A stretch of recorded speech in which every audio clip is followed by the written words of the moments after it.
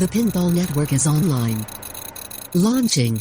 Triple Drain Pinball Podcast. Okay, so I feel like one of you... Second time's a charm, Joel. I think one of you should ask me if I'm ready. Are you ready, Joel? No, clearly I wasn't. Clearly I went through, I hit this button, we already had our banter going, we were going, and I went to make a joke about how... Luckily we were only like 2 minutes in. I'm going to interrupt Joel like I always do, since he was bagging on me earlier without pressing record. First we did the intro, and Tom and I apparently, we weren't excited enough.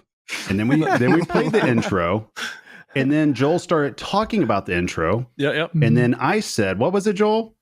You said we should just play the intro again. Yeah, because I was like, we got him hooked on. We played the intro. People skipped over the intro. Then we told them about the intro, so we're going to play it again. And then Joel made fun of me. And then Tom laughed.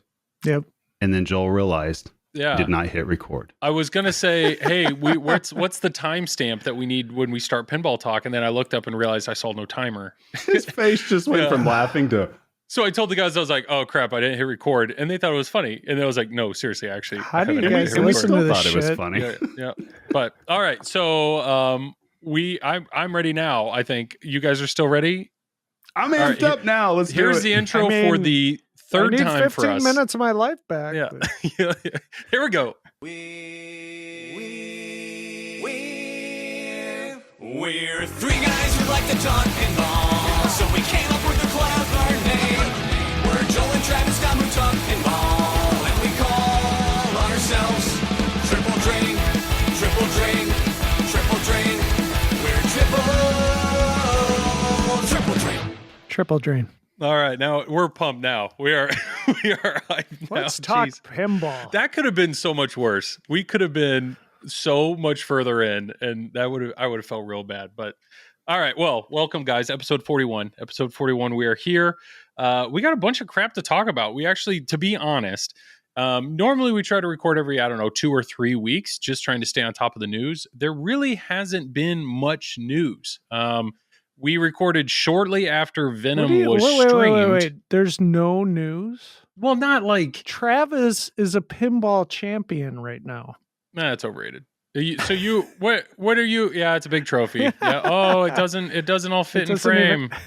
You've never heard that before, I know. No, look, I got Andy's trophy too from Chicago for first place. Oh wow, those are both first place trophies. Yes. Oh wow. Okay, so got some work to do, Andy. Is everything on that spelled correctly? On what? On both trophies. On all of them? Yeah. Yeah, Josh Sharp, he didn't make any of these trophies, so it should be fine. So what was the big one for? What are the both of them for? Why not? This one's for a warm-up tournament. Oh, no wonder. And then the other one's for the St. Louis Pinball Championships. Oh, well, look at you. Okay. I know. Enough bragging about me. Well, let's talk about you, Joel. I have no trophies. I have nothing to flaunt. I got nothing. Yep. Okay. You got your stunning good looks and a badass beard. So there you go. This is the one thing I always have on you. I can confidently say I can grow a better beard than you. That's fair. Okay, perfect. Okay, no real news. What I meant was last time we recorded, we spent an entire episode doing a very in-depth breakdown on Venom. And believe it or not, I actually got feedback on that and people appreciated it. So apparently breaking it down that way was coherent. What I think's funny is I later listened to Eclectic Gamers podcast and they talked about Venom all of maybe 5 minutes. And Dennis is like, well, we've exhausted that topic. On to the next. And I'm like, they talked about it 5 minutes and I'm pretty sure we talked about it for 2 hours. So I don't know. Obviously people have different views on what exhausting a topic is. So I don't know. Hopefully you guys enjoy the depth that we go into. Joel's taking shots at you now. No, I heard it. Luckily, that's the best part about having so many different. I know. I just heard that Civil War at TPN now. So many different podcasts is good for, so that everybody can have whatever floats your boat. There's probably a podcast out there. So yes, Venom, we're still kind of in a waiting game on that. Hopefully, I know Stern is still, I don't know timeline. Maybe Travis, you do. Like, are they still in the middle of the move? I don't know if they're actually producing games. I say Does that. he work for Stern Pinball? I mean, in a roundabout way, he kind of works. for a company that depends on Stern Pinball. I mean, Or that's true. or does Stern Pinball work for us since we buy from Stern Pinball? That's what it is. Okay. I don't know. Well, I'm just making it up now. I know that there was a Venom Premium that was out at Trent's bar in Trent Augustine. I think it was out there, and I heard a bunch of people playing it. And the feedback that I've heard so far is just that it's fast. And that's legitimately the only feedback pretty much everybody has about it. So the same exact feedback we had from the people that played at Comic-Con. And yeah, I mean, surprise, surprise, fast locks are fast. So I do think Hence the name. things are being made, because I actually got a text from a buddy of mine, Sterling. Shout out. Holy crap. I'm giving a shout out and I can't even think of his name. Oh no, this is bad. When I start recording, I can't think of names. I will figure this out. Sterling, he's down in Atlanta. Yeah. But it's something. You're trying to figure out the last name, aren't you? No, it's not. I know his name. It's the league that he runs. It's down in Georgia. I will think of this. Is it the Georgia Pinball League? No, this is terrible. Anyways, sorry, Sterling. I will think of it. But Joel is such an a-hole, Sterling. See, if Tom and I were saying this, we would know it. He texted me because he said his Deadpool Pro was just shipped. And Deadpool Pros, I don't think were supposed to be made till October, but apparently that has been bumped up. Is that the case, Travis? You're shaking your head like you know something. Yes. Well, he was contacted. I can confirm. Well, he was contacted from his distributor, which must not be you, saying, hey, your Deadpool Pro was just shipped. So no, because I bought all the Deadpools. So apparently it's not just shipped. So maybe they're yelling at it or lying to him, but it should be shipped soon. But if that's the case, that's awesome. No, if it's not the case, Deadpool Pros are coming. Yep. Perfect. And confirm that's that. Awesome. Yep. But that's obviously, I don't think those were made in the old facility unless they have both lines going in both locations. I don't know. It just seems, I would assume Stern is moving forward. Things are trucking along. We will see what happens. They're running a business. Yes, Joel. They're running a business. Confirmed. So I just can't focus when I can't think of the freaking name. It's something balls. Should we run the podcast, Travis? I think we should, Tom. We've talked about this. Balls of steel. Balls of steel. That's what he runs. He runs the balls of steel. I thought of that. I didn't look. How could you not know that name? I mean, that's why it was bothering me. That's a classic name. Do you like how he came up with it? Something balls. I knew it was balls. I knew it was balls. Yeah, Sterling okay. balls. I'm balls, so sorry, Sterling. Balls of steel. Anyways, balls of rust. Apparently, Deadpools are coming, so that's exciting for anybody that's been waiting on a Deadpool Pro. Those are coming, so I'm guessing the Stern factory is up and running, or in the early process of being up and running. So I'm hoping that means Venom Pros, which we were told mid to late August, are on their way soon. So hopefully for the Flippin' Out stream, I will have one hopefully within the next few weeks. That's kind of where we're at. And hopefully they'll be on location. People will be able to get a little more hands-on experience. In the meantime, though, in the last few weeks, we really don't have anything new to report on Venom. Free Play Pinball Podcast did a really good interview with Dwight. Dwight is still very stoked about the code, as he should be. That's very exciting. One thing that was mentioned, though, on the Pinball Party podcast was now that this type of XP system is being added to pinball, and obviously Stern has fleshed this out and Insider Connected as well. In my mind, I feel like that would be kind of a waste if it's only on one game. Do either of you feel that this is potentially a future type move for Stern? Do you think this is something that, or is this just a Dwight thing? Maybe this will be part of Dwight games from here on out. I'd say it's possible, but I think it's going to be more of a Dwight thing. Okay. Because the only thing about it is he's more into the how do I say it? Dungeons and Dragons type of stuff. Or R&D, not R&D, but that role play or stuff RPG? that builds RG. Here it is. We this is our second recording because Travis's mic's already out, or video is already out, so you can tell that time limit's already passed once. No, RNG or he loves this idea of building or progressing, and it is cool hearing him talk about it more and more and how amped up he is about it. Obviously, if it sells a lot of games, I mean, it could become a thing. If the demand is there, yeah. Yeah. Or I mean, Travis turned his camera back on, and it's just his gigantic trophy sitting in his I'm chair. sure That's really good, Travis. I really think I like the idea of being able to start at a point somewhere in the game with your Insider Connect. Sure. I think that would make a lot of people happy. All the Joels of the world. Or the ability to skip and the Tom Grafs. Or the ability to get through earlier points faster the more you do it. Like it's like, let me get through, I'm all for, and that's where they're talking about roguelike games, where it's like the first times you play these games, the first few levels just kick your butt, but it's like the more you build, all of a sudden the first few levels you're going to be able to get through them faster and faster and get to the later levels quicker. I'm all for it. Like I'm very curious to see how this works. But if we look at the last few, like I don't see how XP would fit in Rush's code, or I don't see how XP would fit in even into Foo Fighters code. Like, so I would say this. I would say I don't think retroactively they should try to implement something like this into games that have already been produced and are in current production. I wouldn't mind seeing it done in games that are coming up, though. But it's not necessarily having, to me, if it were me and I was coding a game, I wouldn't necessarily want that in my game if I already had an idea or a skeleton of what I wanted. But I'm okay with somebody, like say it's Dwight, to come up with this and implement it across the board after the fact if you make it an ongoing ecosystem with the Stern Insider Connect. So maybe there's some way they could do that to where it's kind of a separate thing from the actual like full code of a game, if that makes sense, and that it just kind of is just another layer on top of that. So maybe, I don't know. Yeah. That's kind of the way that I see this playing out if they were going to go ahead and implement it. Because to me, it would be a little odd if this wasn't on any other games and if it just showed up just in Dwight coded games.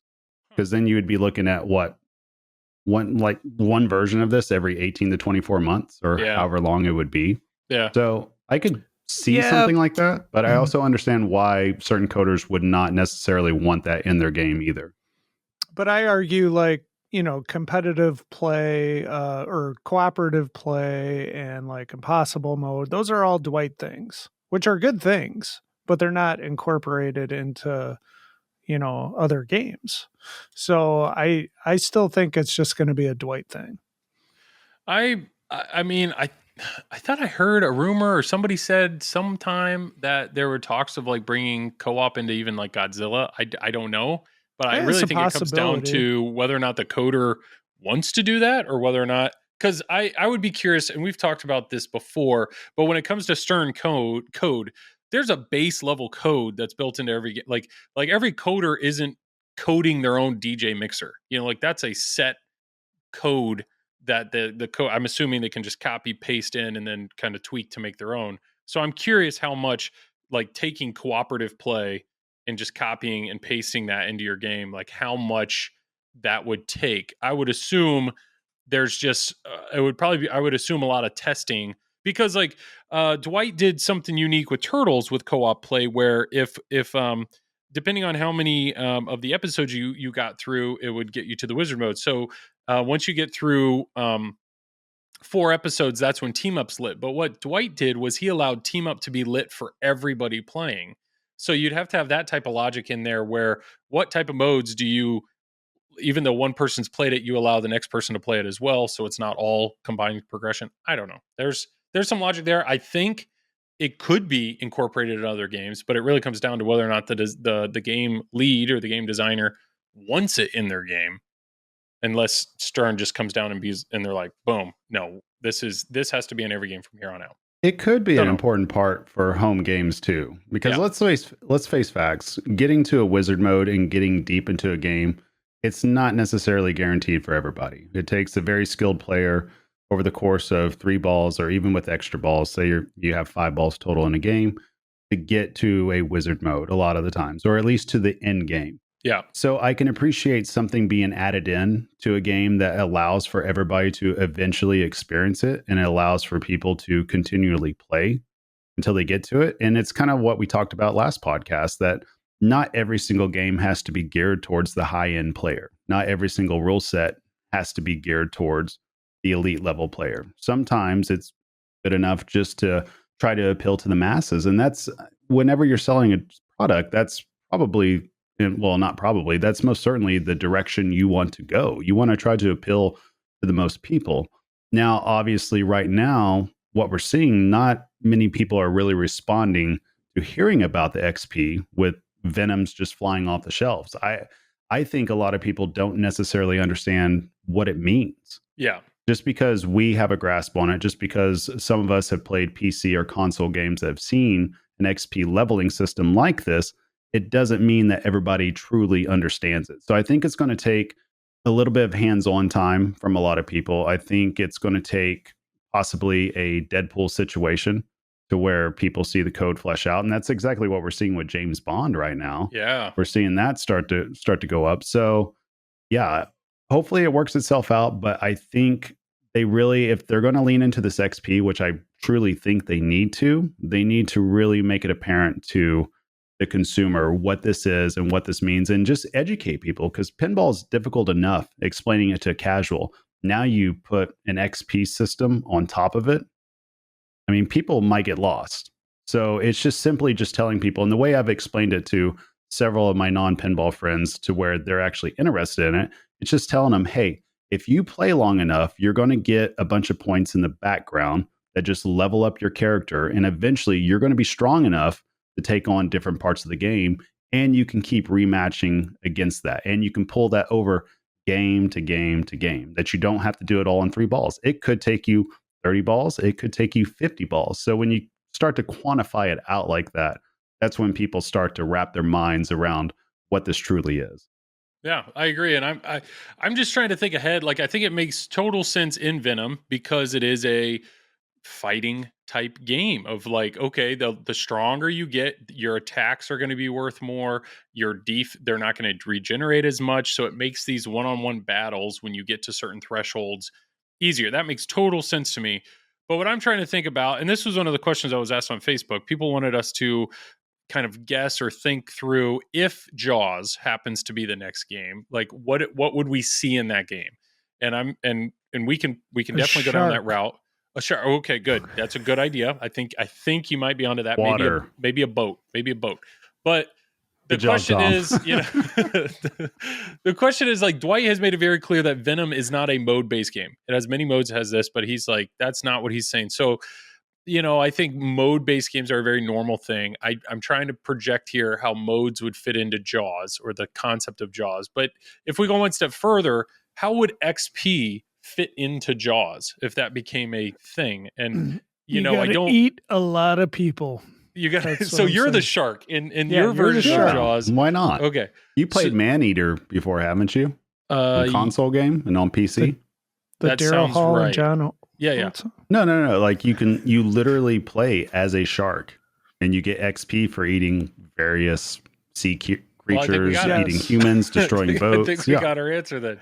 I was just trying to think, like, if there's a mode that it's like escape this. It's like, well, how would XP help with that? And the only thing I could think of is once you get to certain levels, maybe it takes less shots, or maybe your ball save is a little longer, or maybe it's a little easier to light your out lanes, like something like that, where the game gets easier the higher level you get. You could do different things like that. I would say if I had to choose between an XP system, and you guys remember the trophy system that was on Avengers Infinity Quest? Sure. I would much rather have the trophy system. I wish that they would have that across the board on every single game, because even though you have the achievements, I think it's pretty cool that you actually can get kind of in-game type achievements that's geared towards doing so well in certain modes. So you have purpose to keep going back to the mode, and it's bronze, silver, gold. So you have 3 different tiers for it. Mm-hmm. So to me, that's what allows for a lot of replayability with a game. So I don't know, maybe somehow they can implement something that maybe is geared more towards the trophy type system, and then maybe just include XP with that. Maybe that's something you could do over time. I think replayability alone is an interesting thought in pinball, right? I mean, there's a lot of people that once you get to the final wizard mode, they're like, I'm done. They don't have that urge to play it again. But it sounds like, at least listening to Dwight, the main reason he was all for XP is because he wants this XP to give the player the ability to almost guarantee that they can get further in the game. His example was like, if a dad and his daughter are going to go down and play every single night, he just wants them both to feel like they are achieving something. And every night they're going to get a little further and a little further because the game recognizes the time they're putting into it. And they can play co-op. That's what he was saying too. Like co-op will help with all that. So I think what you're saying, Travis, is not you want somebody to like hold your hand through the game or help make the game easier. You want like, give me deeper, instead of just completing the mode, give me the ability to complete it in 3 different ways. And then I earn 3 different potential trophies in that. And I know Insider Connected tries with some of their achievements to do stuff like that, of like, here, try to attack this a little differently than you normally do, just so you can get that achievement. So I think the bones are there. I think there's Stern has a ton of options of what direction they want to go. I just think this XP thing is, in my opinion, and I think the 3 of us were all like, that's what excites us most about Venom. And it'll just be curious if this is a one and done thing, like the UV, ink that was printed on Stranger Things. Is this a one and done thing, or is this no, this can be a new thing that they start to build into every game? Yeah, I mean, it's curious because we've seen Stern do certain things that come off as one and done. You just talked about the UV kit. I just talked about the trophy system on Avengers. We haven't seen anything like that on Godzilla. Yeah. Since, you know what I mean? So, and I think the trophy system, you guys can correct me if I'm wrong, and I'm sure they'll correct me if I'm wrong, but I think that was kind of Raymond came up with that and kind of implemented it. I think. I'm not positive. So I think that's correct. Like 51% on that. I don't know. So yeah, and it's just like we didn't see a trophy system on Rush or anything like that. So, I don't know, different strokes for different folks. I just think that anything that Stern does, hopefully people catch on with it, and then one thing kind of sticks to where they'll go that direction.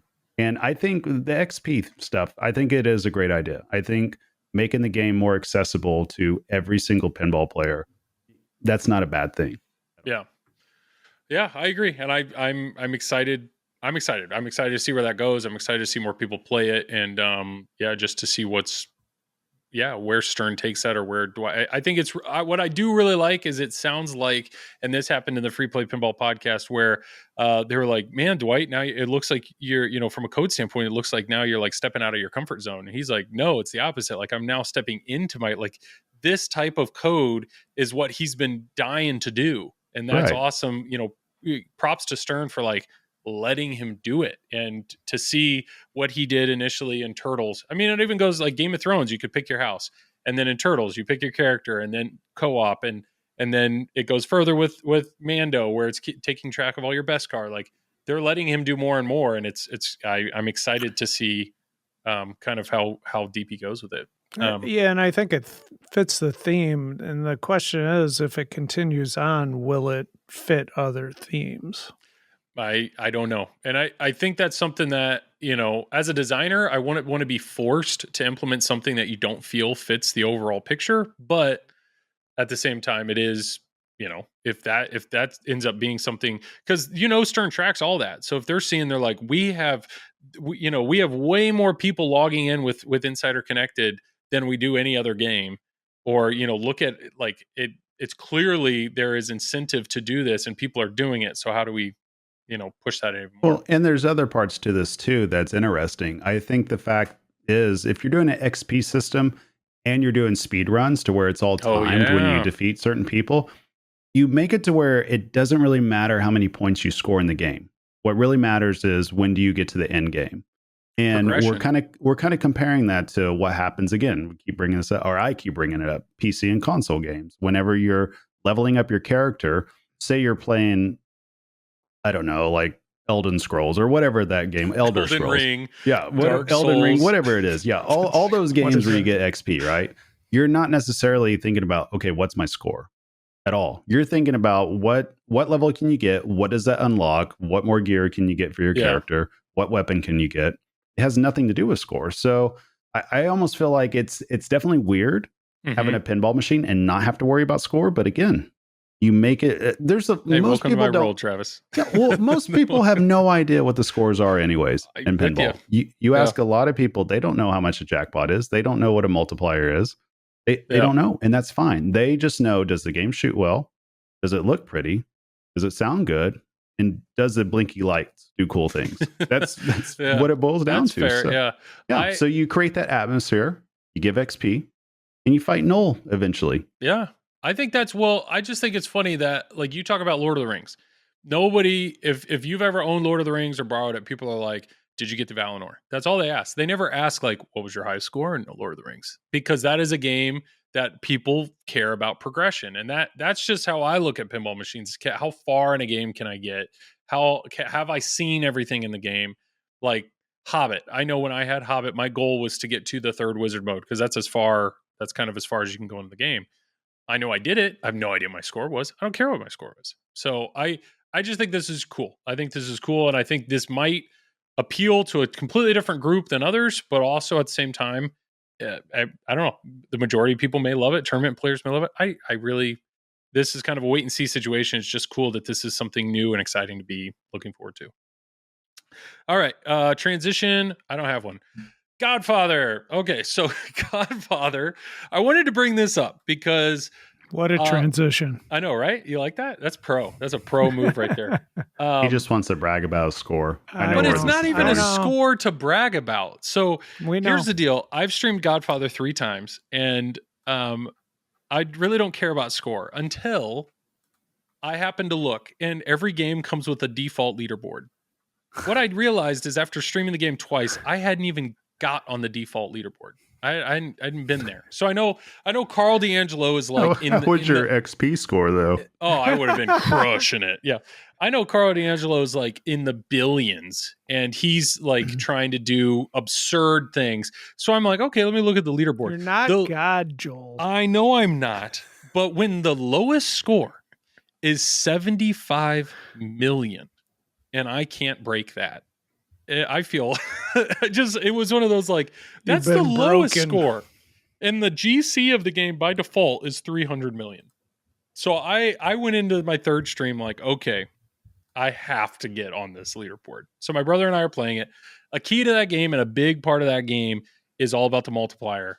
And so I actually picked the house or the family that was yellow, and that actually allows you to earn weapons quicker so that you can get to that max out, that 10 times multiplier faster.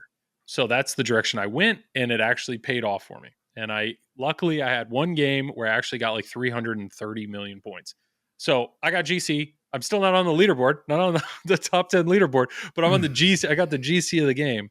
Yes, Travis or Tom, you're holding up your hand. What the fuck? What? What did you tell Travis and I? So yes. So how did you achieve this? Well, hang on. Let me tee this up, because somebody out there is listening, laughing their asses off right now. We got a little bit of a group chat, and Joel was ready to just start bragging nonstop, and I don't blame him, because he got the GC. So he said on a group chat with Carl, he's like, "Oh, I got the GC. I got 300 billion." Yeah. And then Carl asked him, what was your strategy, What Joel? I did, group chat. Hang on. I will happily answer this. I got the popcorn gif out, so I was ready. Yeah, Joel, because I was in a situation to where one of the best pinball players in the world had just asked Joel what was his strategy. Genuine curiosity. I'm curious what strategy he used. Yep, he wanted to know. And my answer was, I maxed out my multiplier to 10x. And I kept the ball above the flippers during multi-ball. That's what I wrote. And not realizing that apparently that statement, kept the ball above the flippers during multi-ball, was, you guys lost it. You're like, oh my God. It was everything. So I really enjoy that group chat, because I feel incredibly out of place. That not group chat gonna lie, I peed in my pants when I heard that. It was just so awesome when he said it. It was like everybody just stopped typing. And all 3 of us were just trying to like process exactly what Joel had just said. So that group chat was our names, and then it went to Bond's 60th owners, which I'm no longer that. And then it became Great Pinball Players and Joel. And it was that for a long time. And so I said, guys, I got the GC on a Godfather tonight. Please give me this for 24 hours. So I just changed the group chat to Great Pinball Players. And it has since changed back. I'm pretty sure it's changed back to just Great Pinball Players and Joel. But yeah, Carl being genuine, I wonder what strategy he took. maxed out my multiplier, kept my ball above the flippers during multi-ball. That's the strategy I took. And I will say, if anybody watches that stream, that's 100% what happened. And that's my issue with Godfather, is because everything stacks. I was just in this endless multi-ball I was multi-ball after multi-ball after multi-ball. I got to 5 family multiply. It was just like one would finish, another would start. And I was just I was joling out. I was keeping the ball above the flippers, just trying to, it's like flipping the flappers. And that's another thing about Godfather. Owen There's so many his lights. Heart out. When Joel comes out with his first pinball tutorial, my God, look out, Owen. I'm asking my brother, I'm like, what should I shoot? He's like, I mean, when you have a mode going or job going, you have a job going and 2 or 3 different multi-balls all at the same time. And it's the light show of Godfather. It's like, what do you shoot? Shoot. The joke then became shoot everything. The Woody quote in Toy Story. That's what I felt like I was doing while in multi-ball. And I was watching my weapons, and once they'd get to 10x, I'd hit it just to, let's keep it. And that's just the strategy I used. And a whole bunch of points came out of nowhere. So is it a strategy I would use to coach someone how to play Godfather? No, it's probably not the best, but it worked. I don't know. I mean, you just created a new T-shirt for us, Joel. So keep the ball above the flippers during multi-ball. We're rolling in the money now. That was what Joel's I did. Face right there. What I would love is for Carl to he was probably sitting there and he's like, oh, what a strategy I haven't thought of. It's good. I know my mind doesn't think the same way his does. So maybe he was prepared, wetting the pencil, oh, what do we need? Oh, that's what he did. Okay, never mind. I like how you think Carl was really expecting a serious answer from you. I hope. A little bit of me feels like there might be the tiniest ounce of not respect, because I know there is nothing but mutual respect from Carl and I, but I don't think Carl looks to me for actual pinball playing advice. Carl, when you're listening to this next time, I want you to think about this. When you're at your next tournament, which is probably going to be pinball at the lab, I want you to contact Joel before your first game and ask him, what should you do on this game? Yep. I'm ready. I'm ready to coach. But anyway, so this kind of leads me to another conversation, which is stacking, just stacking in general. And if you look behind me, I currently have a Spider-Man Vault. So Zach came and picked up Foo Fighters, and this is from his personal collection, which he's selling. And we thought this would be a fun game to kind of I don't know, whet the appetite for Venom, because it's Spider-Man. Side note on that, this game's been played more by my son than any other game I've ever owned. He loves Spider-Man. He plays this almost every single day. He loves this game, and he's 3. He's a good boy. He's 3. My brother and I streamed this one night. I know this game has a lot of love, and I know there are some people, I think it's Steve Bowden, who says this is his favorite game. I mean, this game is I'm not in this conversation. Love. Is this your favorite game? How is this your favorite game when you have Rush? Oh, yeah. Ooh. Uno reversal card.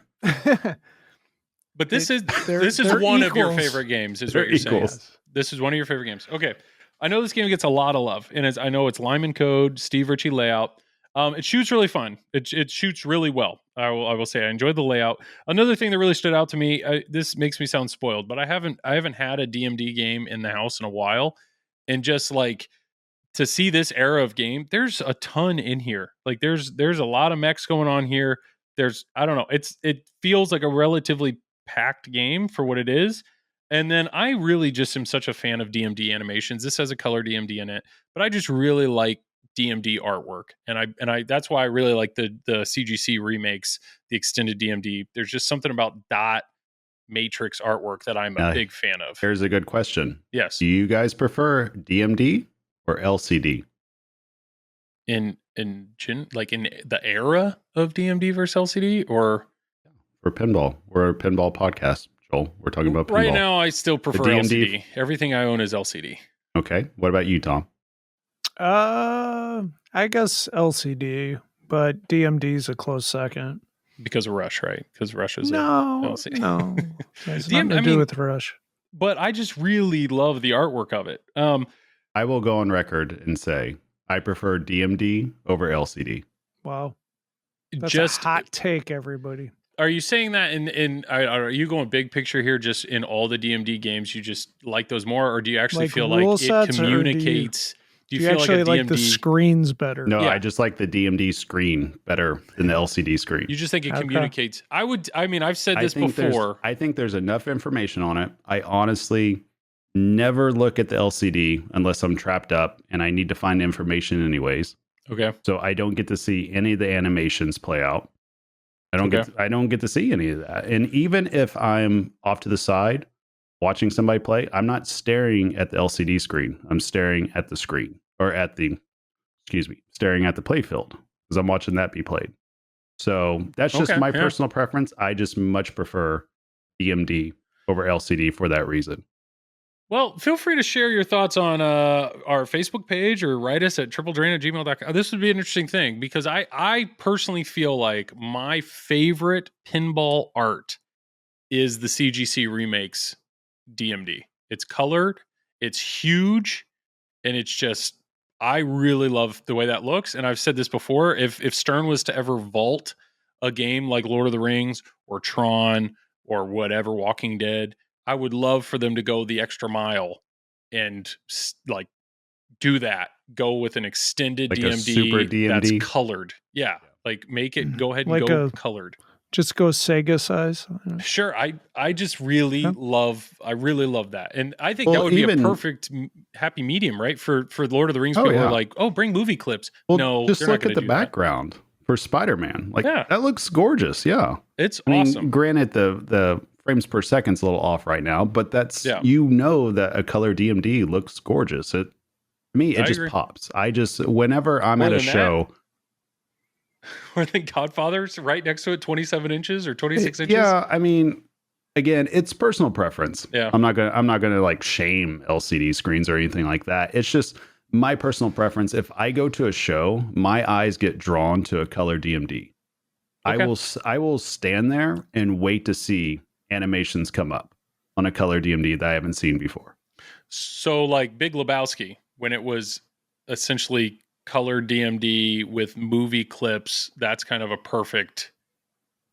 Yeah, that's like I would say that's a good mesh. I understand the place of LCD. Obviously, Jersey Jack did it with Wizard of Oz, and then it just kind of escalated, or to where everybody had to play catch up with it, and they had to kind of follow suit. But I found myself even playing Pulp Fiction a couple of weeks ago in Chicago, and I felt like everything. You understood what was going on just based off looking up there. You got an idea with what was happening. That's just numbers. Yeah. No, it's not just numbers. Well, it's alphanumeric. Yes. Right. Thank you. There's letters too, Tom. You hear that, Josh? You just do numbers. Time to piss Tom off more. So I don't like Spider-Man, is what I'm going to say. No. I appreciate this game, but the biggest complaint that people have against Spider-Man is they feel like it's wood choppy. And I've realized I don't like stacking. Wood choppy. It's wood choppy. Okay, so what do you have to do in this game to get? You have to defeat all 4 villains, then you get an extra ball. Then you defeat all 4 villains again, and that's how you get to the battle royale. And then you have to defeat all 4 villains again, and all the modes, and that's how you get to superhero. So people think it's wood choppy. People call Metallica wood choppy because it's like you have to do these things. You get to one step and then you have to do them again. And then you get to a step and you have to do them again. So that's the thing where the modes don't like Sandman. When you're fighting Sandman, the only difference between fighting him the first time, second time, or third time is you just have to do it more. Like that's what I feel like is wood choppy. I disagree. Okay. And end of debate. Yeah, anything else? Yeah. So no, it's not like you're hitting the same shot 8 times in a row. That's wood chopping. Like Sandman? It's the same shot. You just get into multi-ball and rip the shit out of it. It's not like you do it in single ball play. Yeah. Yeah.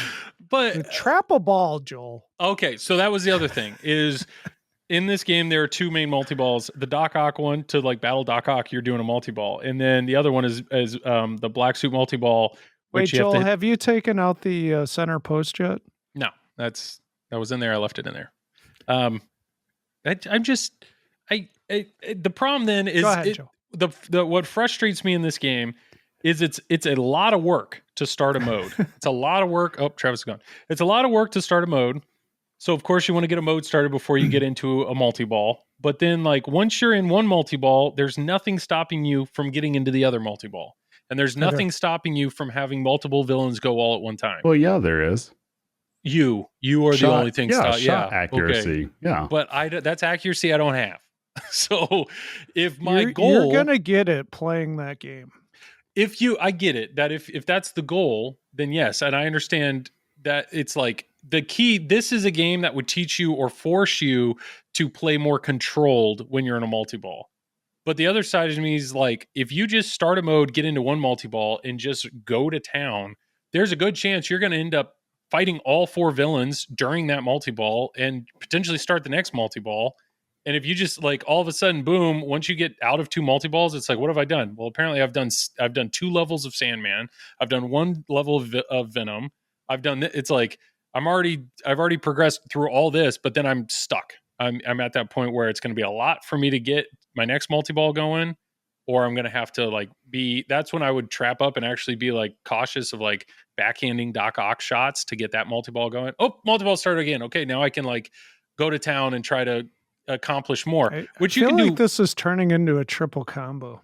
But this isn't the right way to play it. I'm just saying this is what I do. And then what happens is it's like, oh great, I got to Battle Royale, but I've only done 1 mode. So I am so far away from getting to the final wizard mode because I still have 4 modes to go to. Yeah, but how many people think of it like that though, Joel? What do you mean? I've never seen anybody get to Battle Royale and be like, "Oh crap, I've only played 1 mode." Because that's as far as like the next step is. The man gets 300 million on Godfather, and now I'm just saying that's the difference between Battle Royale and then getting to the end of the game is there's a lot left for me to achieve or accomplish. Well, yeah, getting to superhero is like, no small feat. It's insane. No, it's insanely difficult. It's not easy to do. So that's what I was saying earlier. If I look at games from a progression standpoint, it's like, okay, I've technically seen everything in the game except for the final wizard mode. And that last step is such a big step for me that in the idea of like, well, what do I have to do between each one? It's like, I'm not excited to do a level 3 Venom because I've already seen them twice. Like, I don't feel like I'm missing things. But it's harder to do. You have to You have to hit the side ramp.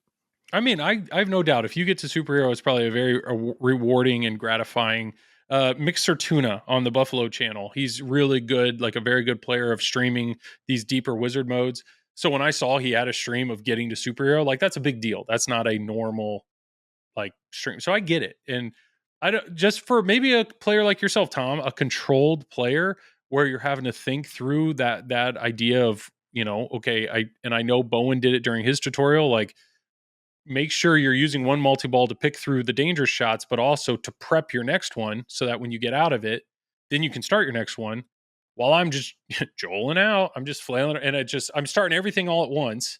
So when it's all over, I'm stuck. And I felt like I've been in the same spot in Godfather, where it's like, everything's going, I'm going and I'm trying to work on a job and I want to make sure I cash out when I got my 10X, but at the same time I got multi-ball after multi-ball after multi-ball. So then it's all over and it's like, well, I just played 4 multi-balls in a row. So I'm the furthest away from all 4 of those as I can possibly be right now. And you just kind of feel, while I wish it was the opposite where it's like, you got to Doc Ock out. Exactly. Yeah. But that's, if you don't stack though, then it's like, okay, I finished that multi-ball, but luckily you don't necessarily want to stack. And like Bowen's whole tutorial was about that. Mm-hmm. Like you necessarily don't want to stack those multi-balls. You actually, you know, I was telling you this before off the podcast, you actually want to help progress towards your next one and then not take it. It's almost like you start both of them, you're like, crap, I screwed up. But maybe that's just a level of play that I don't have yet. The playing playing in control in a multi-ball is a challenge, and a lot of it is self-control. Just like Don't be a honey badger. Just while wanting, you're playing like, money. relaxing yourself. It's like, I know I have 2 balls on my left flipper. I want to flip them so bad, but just leave them there and try to work with the right for a while. Like, it's hard. So I'm going to give you 3 things to work on Spider-Man. I'm ready. One is post pass, trapping up and doing a post pass. Number 2 is doing like a ski jump. So like you hit the ramp, ball comes down, you lift up your flipper, let it go to the other flipper and catch it, stop it. And then the other thing is to try and actually do I think you could do like a post catch on it. So like when the ball's coming down, you can like fling it up into the post and get it to die down. So luckily Doc Ock shot in that works pretty well, where I can actually backhand Doc Ock. It'll feed the right flipper again, but then if you flip at the right time, you can keep that ball on the right flipper and you can do it again. Yep. Those are all skills that I understand. Where I struggle is implementing any of that during multi-ball because it's just so much chaos. I struggle you with do that it too. in single ball play. Yeah, I understand, but the problem is that's why I voiced this idea of like I don't know how much I actually like stacking because I don't want a second multi-ball to start at the same time I already have a multi-ball going. Like I don't want that. And Then stop doing it. So let's talk about Godzilla. We always come back to Godzilla, right? If I'm in building multi-ball, if I'm in the main building multi-ball, you can start bridge multi-ball at the same time. Correct? Or no? No. That's what I'm talking about. I like that you can't. Wow. So you need Keith Elwin to hold your hand and make sure that you don't accidentally stack like tank everything multi-ball. together. Yeah, I can't be in the middle of building multi-ball and then start tank at the I don't. That's what I like. I think I prefer games like that, and I understand that's the exact opposite of Kiefer code, where like that's why people complain about GNR. All of a sudden, you're just multi-ball all the time, or there's other things with GNR, but like this. That's my thing about this is you can plunge if you pick the right skill shot, you can plunge into a multi-ball. And while that multi-ball is going, you can accidentally lock enough balls to start another multi-ball. And then while that's going, all of a sudden, that's just my opinion. I just don't think I love it. It just comes down to preference too. Like, what did you think about Avengers? Because all the multi-balls could pretty much stack together on that one. True. Maybe it is just because some of them were harder to start than others. Like I know Iron Man multi-ball, that shot is, you can mistakenly hit that shot. Thor, you're going to hit that captain ball a lot. I'm getting at is those two. Yeah. Did it bother you that everything was together? What can you stack? What are you asking? Then? The portal locks. Yeah. The portal and the Thor. Yeah. That's the thing. Portal with Iron Man. I look at multi-ball as an opportunity to help me progress whatever I'm doing. Like I'm not looking at it as points. I'm looking at it as a progression thing. So this is security. That's why we're telling you not to stack the 2 multi-balls. Which I get, but we're coaching you, Joel. I just feel like that there's the shots that you can hit to progress your multi-ball. I don't know. At least what I found in Spider-Man, I could probably do it if I really focused on control. But Godfather, there's so many different multi-balls and so many different shots that like that thing. It just, I don't know. And that's what some people complain about. So, and then the other side of that is once you get it though, once you're stacking so many things, then it becomes even harder to understand what you're actually trying to do, because it's like, okay, in Godfather, if I have 3 multi-balls going and a job, all the lights are lit, and what should I be focusing on? That's the extreme, though. You know what I mean? Okay. Like Spider-Man is first tier, and what you're describing with Godfather is basically like 11th tier. Got it. You know what I mean? So these go to 11. Right, exactly. So Spider-Man, we're really just talking about 2 multi-balls that you happen to stack together. So if anything, this game should be a good training mechanism for you to learn how to get flipper control. Sure. Learn how not to joel out all the time. It's okay to stay calm during the multi-ball. You see the blinky lights, you just hit them. You keep the balls trapped up. Don't flip them at all. Hold on to them till you drain out a 1, and then try to post pass over. Try to cradle separate, and then go to town again. I get it, and maybe that's the thing that it's pointing out. Like I have a lot to learn but I think the game also, the other thing that I've learned a lot about Spider-Man is how much I appreciate the uniqueness of modern modes. And what I mean by that is like I don't know, side like quest type. no, but it's like stuff Venom that we talked like about. Venom on this. The only what you're doing in Venom is you're either hitting the left ramp or you're hitting the Venom shot. That's all it is. Like that's what the mode is. That's it.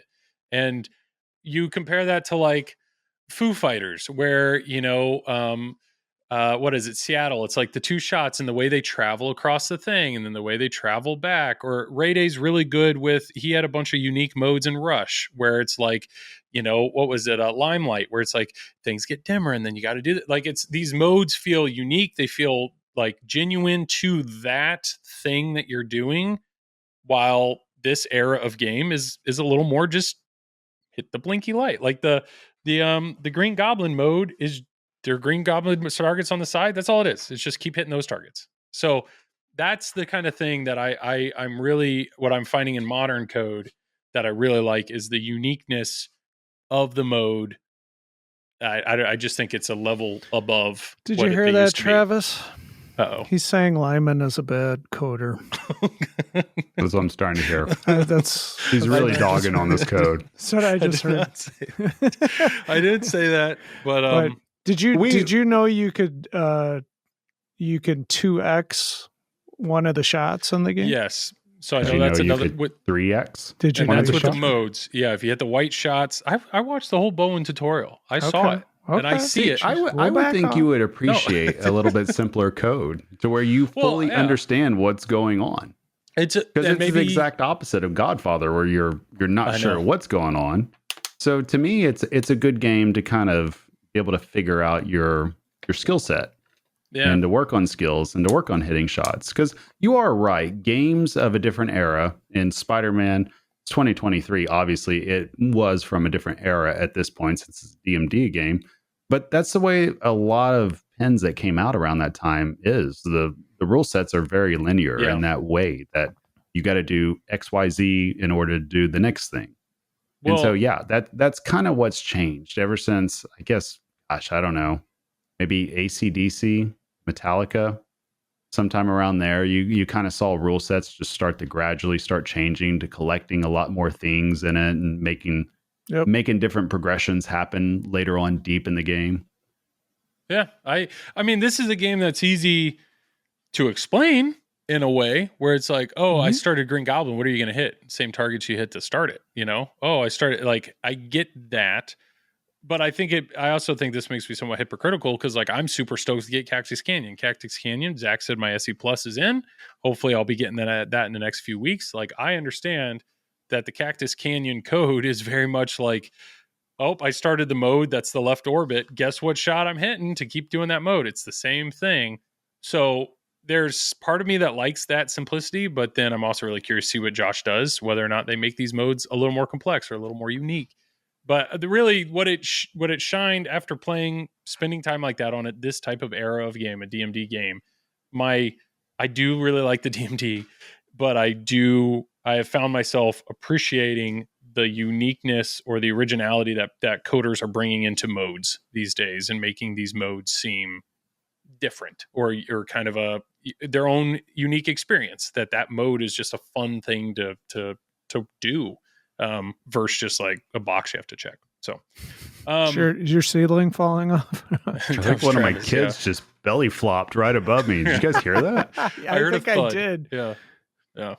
Well, those were my two comments about my current thing, my current layout. There's no screaming or crying. We're good. You're good. Perfect. So that leads us, I think that's it for normal news. We did actually post both on Facebook and our Patreon. We posted like, hey, we're recording tonight. Is there anything you guys want us to talk about? And thank you so much. We had a really great, we had a ton of feedback. Like we had a ton of people comment. And so we're going to work our way through some of these. So yeah, this is going to be somewhat rapid fire because we got a lot to go through. So we're going to start with Patreon because these are the people that support us. We really appreciate you guys. Check us out, Triple Drain on Patreon. If you want to support us there, you can. Joe Hills, he actually has a really interesting story here where basically he said he was at a local arcade and he noticed there was a woman next to him with her son, and she pulled out her phone because she saw the QR code on Insider Connected, and you could tell she was trying to pay to play the game because she saw a QR code and assumed that's how it worked. And that's when Joe said he handed her a token, showed her where to buy more, and realized like we're in an age now, and I'm curious if this is happening at other arcades where people see a QR code and they assume that is a way that you pay to start the game. So his question, and there was some discussion on the Patreon about that. Do you guys think that this is a planned thing for Stern? Because I was trying to think my way through this, and the only incentive I could think of would be like a loyalty program or something where it's like if Stern recognizes, oh, you played 10 games, then we'll give you the 11th at a discount. But then, well, whose pocket's that coming out of? Because if people that are routing the game, they don't want it to come out of their pocket unless they feel like being able to play or pay digitally is actually incentivizing people to play more than having to go cash another dollar. It's entirely possible. I know that they do this with PGA Golden Tee right now. They have NFC technology in which you can just tap something to it and you can pay. There's transactions there. So yeah, we know a lot of different operators that will put on cards and stuff like that to where a swipe card goes and you have a credit that goes on the game. And it's been reported plenty of times that those games actually make more in overall revenue just because of that. And it's like anything else. If people just have a card that they have to use or they're putting a credit card swipe or whatever it could be, people tend to spend more money than what they would by handing over actual cash or putting in coins in it. So yeah, in theory, it makes sense. I don't know if that's the plan in the future, but so Joel, are you talking through like Insider Connect? Yeah, that would be because there's a QR code reader there. But if there was, this was either a podcast or something I saw online, but somebody said like, well, why do arcades do tokens? Like if tokens are a pain, or you realize that people are using tokens from like, why do people use them? And somebody made the comment of like, when you use a token, you know people are going to spend that money versus a quarter. Where if somebody gets pissed off and they're like, I have $1.50 in quarters still, there's nothing stopping them from walking out the door with the $1.50. But if they look and they see I got $1.50 worth of tokens, they have to use them. So they end up using them. So if that became like, if Stern did something like that, where you can buy $20 worth of credit or you get you spend $20 to buy credit and you actually get $25 worth, like, and then they find some way to work with the person that's routing the game to fill. I was just gonna say that. How would that work with operators? But I mean, like I said, I don't know. I know Golden Tee does it. Okay, but I don't know exactly how that works with operators though. So the NFC, it stands for Near Field Communications, and it's basically like Golden Tee. They have something. I think it's the Caddy or PGA Tour Caddy app, to where you can actually just use your phone or use something like that to where you're able to pay based off that. So if everybody goes and looks at what a Golden Tee is with the PGAs, you'll see it right there, right by the trackball and right above the buttons, to where it has like a huge part that says tap here. So the technology is out there. It wouldn't shock me if we see something like that in pinball eventually. And I think it would be pretty cool for operators if stuff like that could get figured out. Yeah. Well, Andrew Doane, Doane, I think Doane. Anyways, he was commenting on this, and one of the things that he was asking was, what are other potential insider connected things that could be used? And I know Tom has shared his overall views on insider connected a few times, and I know like local leaderboards are a very common thing, or tracking your home play kind of thing, or head to head is something we've talked about a lot.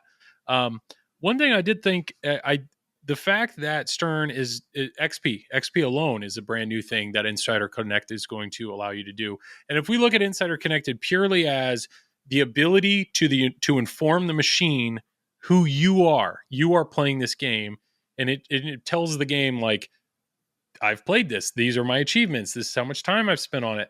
I would assume at some point in time, they will build in some sort of difficulty system where the game will make itself easier or harder based on how much you've played the game. I think that could be kind of cool.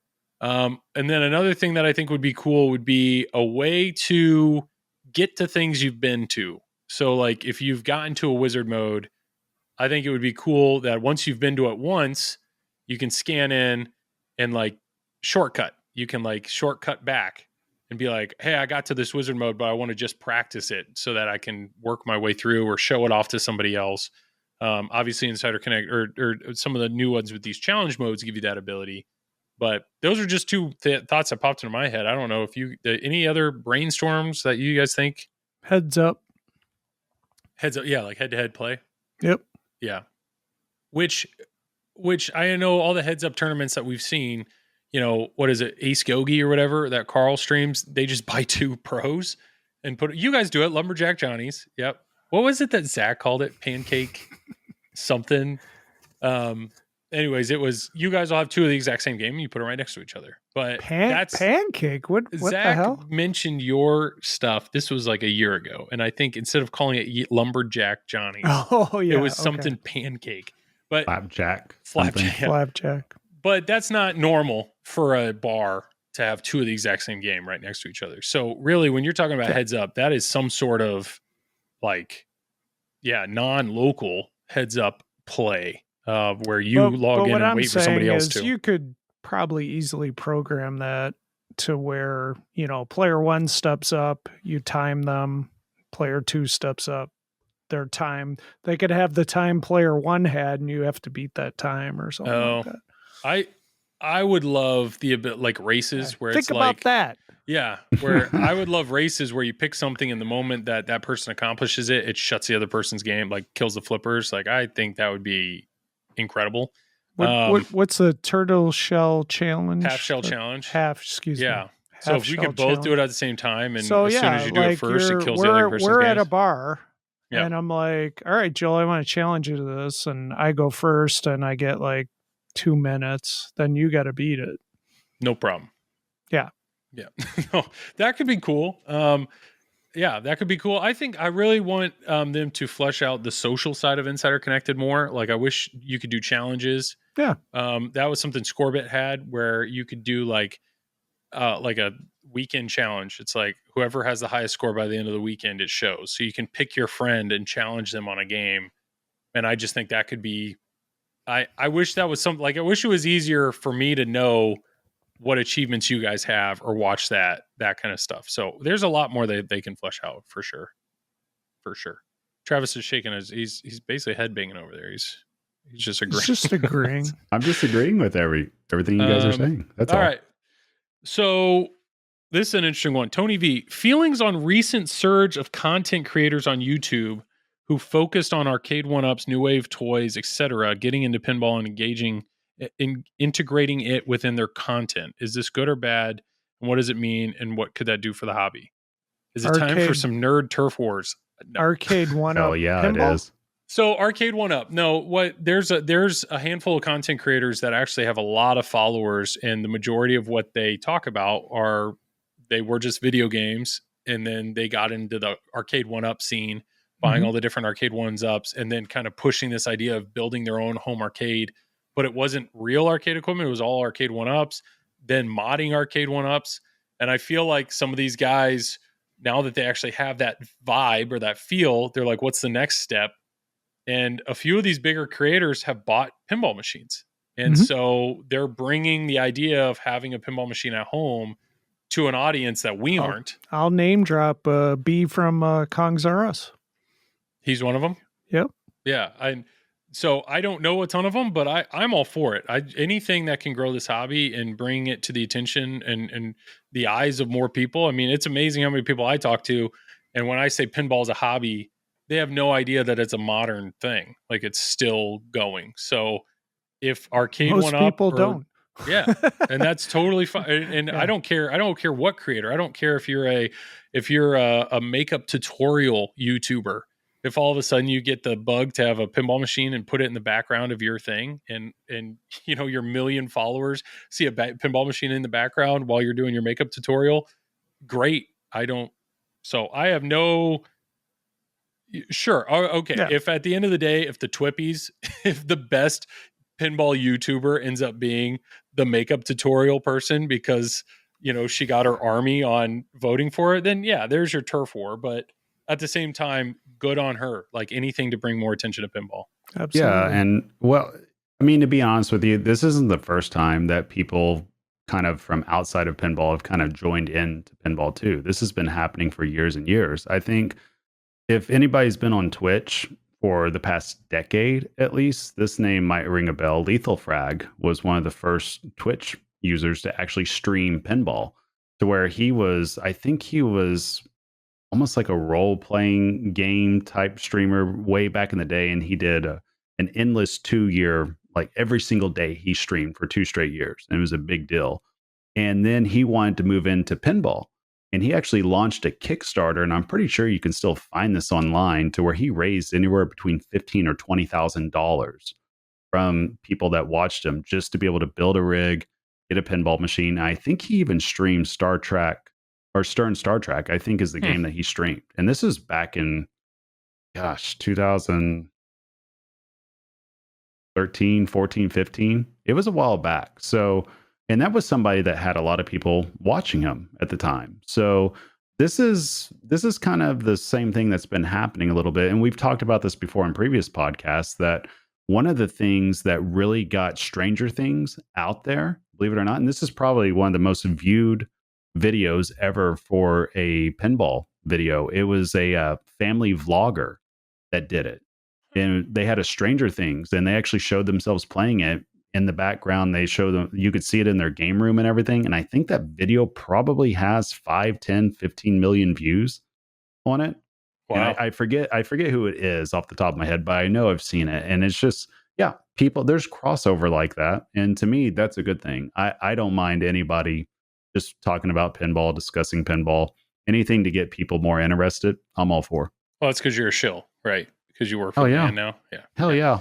Yeah. I want everybody to buy pinball machines. Yeah. Well, I think it is funny because the first question I asked was actually from Joe Hills, and Joe Hills is actually a rather big Minecraft streamer. That's what he did. And so for him, as somebody who's pretty big on Twitch, he, for a long time, and he might still do that, I just haven't been on Twitch in a while, he would finish his Minecraft stream with a few hundred people watching, and he would raid a pinball streamer. So he raided my channel multiple times. And he rated, Tom's. I mean, it's just like, it's awesome that that's his idea. I know his audience is Minecraft, but he's trying to build, bring that in. And I think Joe even streamed some pinball himself. He was just at cool. District 82 not too long ago. Oh, that's awesome. Yeah, that's awesome. Okay, so last question from Patreon. William Moore, appreciate Joel streaming Godfather. I just received my Godfather CE and was surprised at how difficult it is. But if you take your time to figure it out, it falls into place. But still has wicked outlanes. I can have a 300 million game and then an 800,000 point game back to back. William, I totally relate because I had my 300 million game, and since then I haven't passed 75 million. So that is a game where there was another joke that came up on stream where somebody said Godfather's the perfect game to drink whiskey to and smoke a cigar. Something that's kind of calm, but you can be precise. You can think through it. It's a kind of a problem-solving game if you want it to be. Otherwise, it can be a very relaxing time. And then they're like, Foo Fighters is a game to drink a Mountain Dew and smoke crack. That was this high energy, kind of crazy, fun game. But I mean, every game's a little different. But I do know that, Godfather, I see why Nick Lane on Buffalo Pinball freaking loves the game. I know the way that Nick talks about the way his mind works and the math. I know Carl is loving, Carl D'Angelo is loving Godfather because of that. Just if that's the way your brain works and you really want to understand and look at the big picture, you can really arrange things in a way that you can just blow it up. But I will say, this is not a game that you're going to blow up on accident. Like, you really have to do a lot in the right order to put up the big points. And I've only done that once. I've only done that once of all the times I've played it. So I don't know. I mean, Tom, you have one. Do you feel like it's, are you starting to get a good grasp of it? And is it a game that I can't Carl it yet. Well, nobody can. You're not a god. Isn't that what you said to me earlier? Yeah, exactly. It's, there are some pinball games that are just fun to step up to and play. And this game, you can, you're just not going to get many points. That game to really, Well, if you care about every points, pinball game you can step up to and play. Yeah, but like, but are you having fun? Good. Okay. Yeah. Mm. It's what's level of fun, you know? The Oh, Mountain Dew okay, smoking okay. crack fun, or the yeah. So I don't know. I think it's cool. I do think. I mean, if this is a game, I love right now because right now I have TNA. So I got a spooky game. I got an older DMD game with Stern, and then I got Godfather, and I have Godzilla. And just seeing how different the four of them are, it's really cool to see how different, and I love seeing how different they are. Travis is out. It's just they're all so unique. But I will tell you, Godfather, this They're game all is snowflakes. gorgeous. All of Like them. this game, Christopher Franchi killed the art package. JJP knows how to make a beautiful, beautiful freaking game. There's no denying that. And if you like a game like that you can really dive in, get your notepad out, and learn the rules, there's a ton there. There's absolutely a ton there. Every time Joel says Spider-Man's this old game, I feel like my arm or leg's just going to fall right fucking off. It's the oldest game in this collection, but I understand it in the realm of pinball. It is an infant. I get it. I get it. So that was Patreon. Thank you so much. Can you get my walker out? Thank you so much for everybody that reached out to us on Joel, that. Joel, when did the original Spider-Man come out? The pinball machine, that is, for Stern. I don't know. I'm curious. Early If you know the 2000s? year. Was it 2008? Well, I thought the Vault was 2007. I thought I saw. No, the original was 2007. Okay. Yeah. The Vault came out in 2016. Yeah, so Something super like old. No, yeah. I got it. We're just hammering through these questions. I'm glad we're was the goal, running right? this. Yeah. All right, so that was Patreon. We had 5. Facebook, we have 42. So here All we right, go. No. let's do it. Don's Go. Pinball Podcast. I heard the Don Pinball Podcast guy is pretty great. Talk about him. He's a nice guy. He's been showing up in stream. Appreciate you, Don. Thanks for saying hi. Let's hear about how unfortunate Joel is for only being able to stream the Pro Venom. Thank you, Steven. Yeah, I feel bad for me. Yep. We need the Sarah McLachlan song. Daniel Costa, when will Joel sell his TMNT to buy Venom? I don't think that's going to happen. But we'll have to play one and wait and see there. Rick Quick, if that's his real name, that's incredible. Rick Quick. I can confirm that's a real name. That's a real name. That's awesome. How about thoughts on the best way to spread pinball to the masses? Maybe a televised tournament with $1 million payout, celebrity tournaments which turn out local media, or college tournaments to get the next wave of players at least familiar with the sports. Any idea how to bump the numbers? $1 million tournament would be awesome. Ray Day or Escher would love that $1 million. Or right. Zach McCarthy. Who's the big one right now? Is it Zach? Who's Zoller. number 1 right now? Well, Escher is now. Escher's number 1. Who's number 2? Zoller. Jason Zoller. That's right. Oh, that sounds great, but that's not. I don't. So, are we talking about just spreading pinball, as in just pinball itself, or are we talking about spreading tournament pinball? I think Those it's are just 2 different things. I think it's just growing, but that's the idea of how do you televise? How do you convince people to get into this? Okay, without bringing money into it. Several major ways. Got it. Either contact a massive YouTuber, such as Mr. Beast or somebody like that. You offer up your pinball machines for a challenge, or you contact CBS. You try to get the pinball machines into the Big Brother house or something like that. You say, hey, we'll offer you 1 or 2. So that way it's always shown on live streams. It's always shown during the actual, during the actual broadcast. Who knows about licensing rights or stuff like that. But I think any way that you could get it seen based off that. I think if you contact family vloggers, just like we talked about earlier, there's a lot of them that get millions upon millions of views. And you say, hey, we'll give you one in your game room. And all you got to do is just talk about it every now and again. To me, that's an easy ask right there, considering you're just offering up a few $1,000s for a pinball machine, in turn to have millions of eyeballs on it. And it might not necessarily be the majority of people are in a position to buy pinball, but people are seeing pinball, people are discovering it, and you kind of plant that seed a little bit.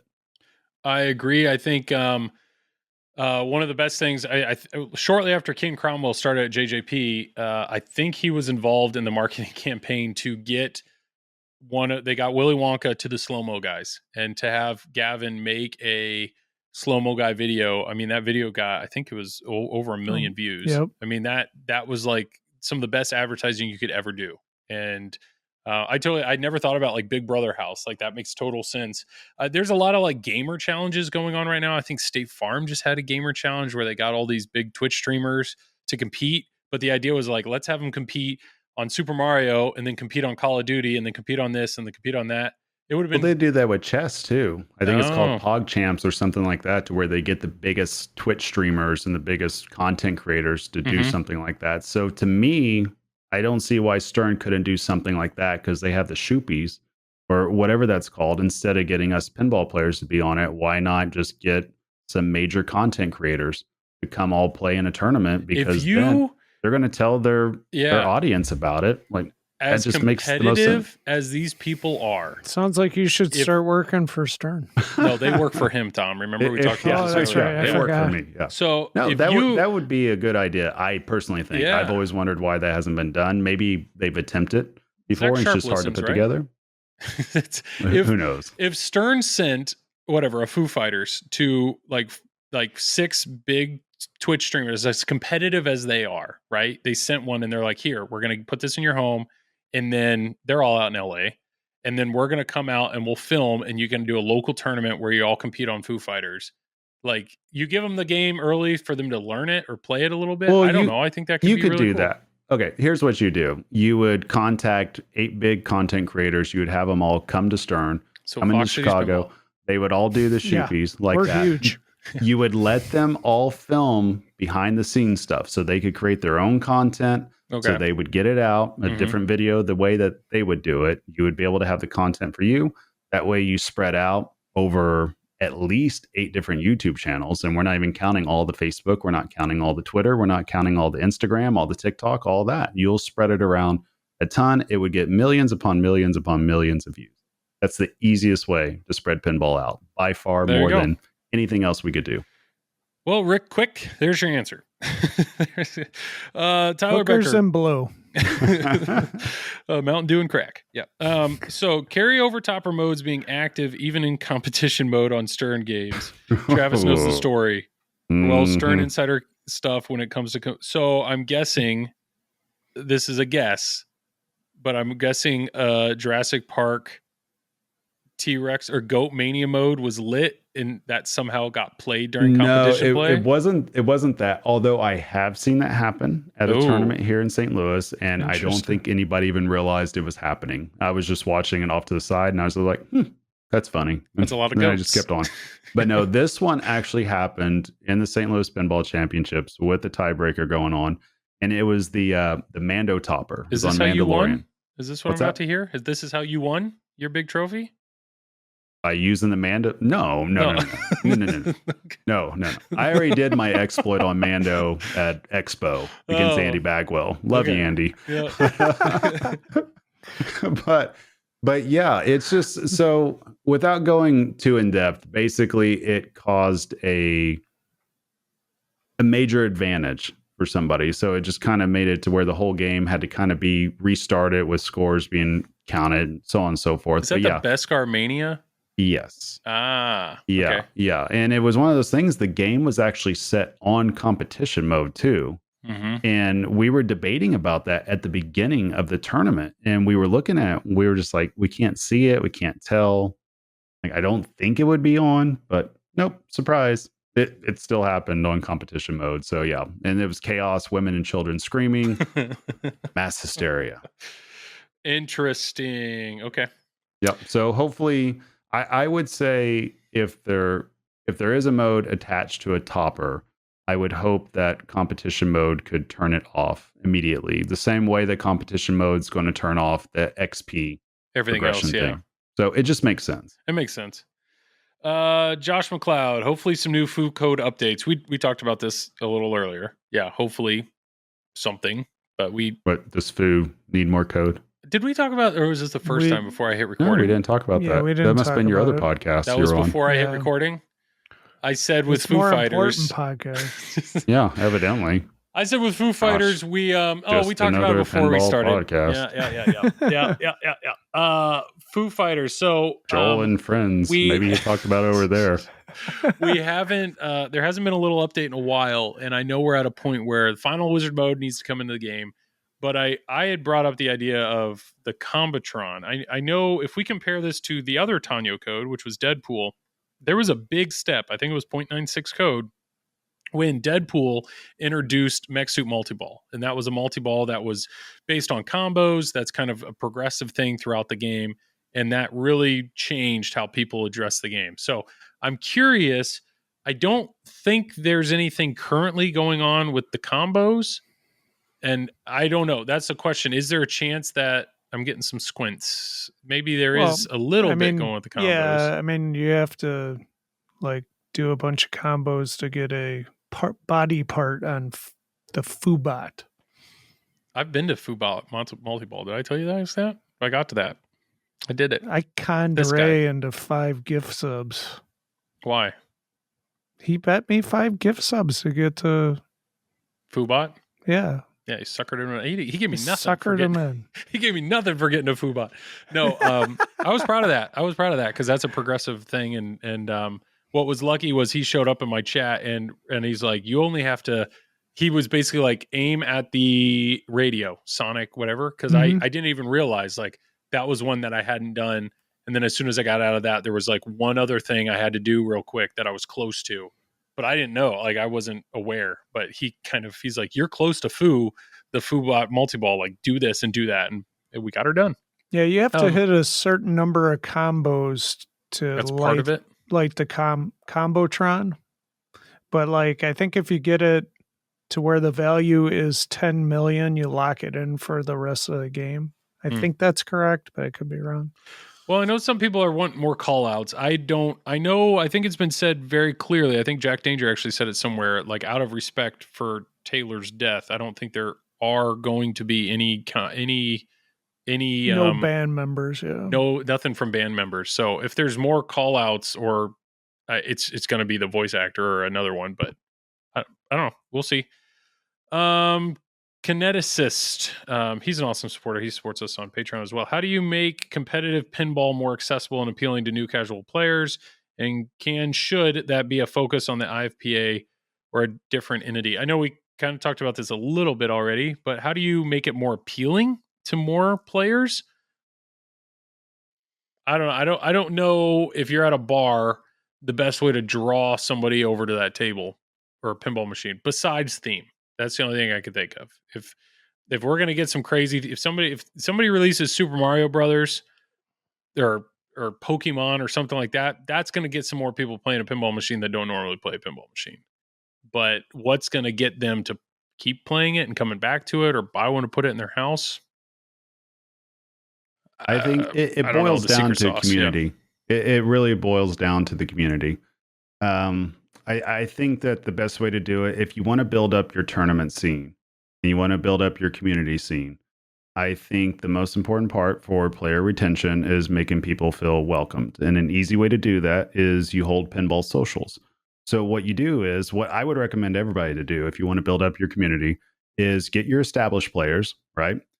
Have them have a big pinball social to where you invite new players out. People, you might be at a bar, you might be at an arcade, whatever, bring them in. But you put them in a situation to where they don't know what's going on each pinball machine, right? But you just give them maybe 10, 15 minutes on each pin, put everything on free play, have the players that are in the community explain 1 or 2 things about the machine to them, and let them try to do that. Let them try to start a multi-ball. Then when they're done, say your goodbyes, rotate to the next spin, introduce yourselves, you meet somebody new, then you learn something new on another pinball machine. You just keep repeating that for an hour, hour and a half. You just get people involved that way. And I think that's the easiest way to kind of build up a community. It's not necessarily about being ultra competitive or anything like that. It's more about your community, making people feel at ease and making people enjoy enjoy coming to it. It's the same way for everybody out there that does a bowling league, for everybody out there that does beer league softball. Yeah, that's fun to do, but it's also fun to be around friends as well. So I think that's the way that you package this, and that's the way you get more attention to your league or to your your monthly tournaments over time. And it just takes time to build up, to have 20, 30, 40, 50 people there. It's not going to happen overnight. Sure. I think it's like, I know Electric Bat Arcade. I follow them on Instagram and whatnot. Like, it just looks like they're having a blast. So whatever they're doing it right. And it just looks like, even if I guarantee look at there District are people, 82. He doesn't want to talk about me. Well, No, for instance, like the $5 volley, that's taken a thing of its own or a life of its own. So stuff like that. I think that's important. What I was saying though with Electric Bat is, like, I guarantee there are people that go just to drink and hang out and they don't actually play, just because it looks like the environment is a fun time. Now, District 82 is a step up when it comes to like the actual competitiveness and what all you're going to experience with the number of machines and the quality of the machines and all that. But I mean, maybe not. There's still a lot of excellent players out there. Absolutely. Yeah. But they don't have Tom. No, they don't have Tom. Yeah. Well, Electric Bat has Mark and Roland. They're And you have really good. sex appeal. So, you know, yeah. Well, thank you. You do, Tripod. Good job, buddy. There's clearly, I mean, the fact that I know about, and I'm not, but it's like the fact that I know about District 82, I've never been there. You guys are doing something right. The fact I know about Electric Bat Arcade out in Arizona, trying to keep you out. I'm just kidding. They're clearly doing something right when you know about these things. Like, So I think that I really like what you're talking about though, and I think you're the key there is it's a community. Everybody wants to be accepted into something, and everybody has some hobby or interest. And if you make people feel accepted, that's the best way to bring them into whatever community you're trying to do. Well, pinball's the common ground too, and that's important. You find the common ground and you go from there. Yeah.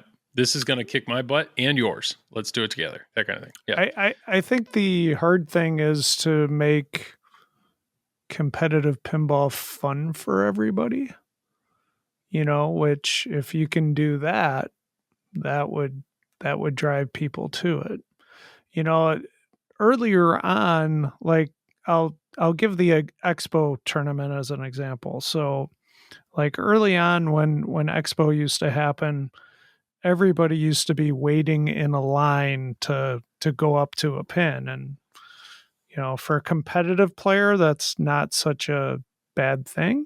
But to maybe somebody like you, Joel, you'd be like, wow, there's a line of 40 people. I don't want to wait in line to play one pin, So, I think doing some of like the match play tournaments and the knockout tournaments, if you can do some of that stuff in like your local scene and get a social aspect going, because you're playing groups of 4 or 3 and you're interacting with people, I think that's a key. Yeah, good point. It's a good point. That I know, and attitudes. Of course, that's the biggest thing too. I got to work on my attitude, because when I don't play well, I have a bad attitude. Right. Well, it comes down to also, everybody knows District 82, competitive players. That's what it's known for, right? Right. But then let's consider the other leagues or the other communities that are around that might have 8 to 15 players, right? Mm-hmm. If you have 4 players out of that group, 25, 30%, that are just completely batshit crazy, throwing their hat around, stomping around, screaming out cuss words. Right. It's going to be awfully hard to build up your community. You get somebody brand new to that and they see that, they may not want to be a part of that. That makes things awfully difficult. It's not to say, hey, don't be competitive, but that's kind of where competitive pinball or tournament pinball is just in this weird space to where you could have people competing for 3 whoppers and it would be just like the world championships. It's game 9 of IFPA every single time. And that's fine. But then at the same time, if you have somebody else that's playing, it just happens to be a Tuesday, Wednesday, Thursday night for them. They just want a beer after work. They just want to hang out. You have those 2 competing ideas. So I think a lot of it is finding that equilibrium, finding that way to introduce people, to ease them into it, because their idea of competitive pinball might be a lot different than our idea of competitive pinball. Like my true idea of it is we're going to N-Disc, right? And we're doing a Papa card and we're playing against the world's best players from everywhere. Like, to me, that's competitive pinball. If I'm doing a local event or if I'm doing local league, I'm not taking it serious at all. And I'm certainly not going to sweat not doing well. I just want to talk to people. I just want to have fun. So I think that's important too, is to figure out what direction are you taking the community? What's your end game goal with everything? Yeah. No, I think that makes total sense. I don't have any experience in it, but I do know, well, my one tournament I played at Cleveland, it's like, yeah, the best part of that was hanging out, talking to the other people while you're waiting. Yeah. And then it's like, wow, I just got wrecked on that game. And then you share that. Oh yeah. Or focus on that. I mean, it's part of the fun. The important thing is you finished ahead of Monica. Sure did. Sure did. I hope that bothers her. I don't think she knows, but it does. No, she knows. She's out for blood next time you guys play. I mean, there is a big part. I mean, the social aspect is a big part of the competitive pinball community. I think it's a very good part of it. For sure. Next question, Brian Cosner. When are we getting a Bluey pin? I'd be all for it. Bluey's an awesome show. If you haven't seen it, check it out. Neil McRae, the one, the only. The UK Open and its amazing build-up. Are either of you guys planning on going to that? UK Open? Flying over? Yep. Oh, Travis is going. I wish I was. Yeah. Neil, there's no way that won't be fun. Carl D'Angelo, keeping multi-balls above the flippers. Yeah. Chris Wombat, the rumor to be upcoming Jaws from Keith Owen, would like to see what you guys think will be in the game, or your ideas of how this game will be another Ellen home run. Shark. Since they likely won't have full assets similar to Jurassic Park. Jaws is one of the last dream teams for me, so I'm ready for others to chum up the excitement like myself. I have no doubt it'll shoot well. After interviewing Keith, I mean, his goal is to make the funnest shooting whitewood possible. So that's one thing that I think Keith does incredibly well, is he actually doesn't rely on the theme to make it fun. So I have no doubt that it's going to be a fun shooting game. Second to that, though, is I do know that he's going to make a very balanced and enjoyable rule set.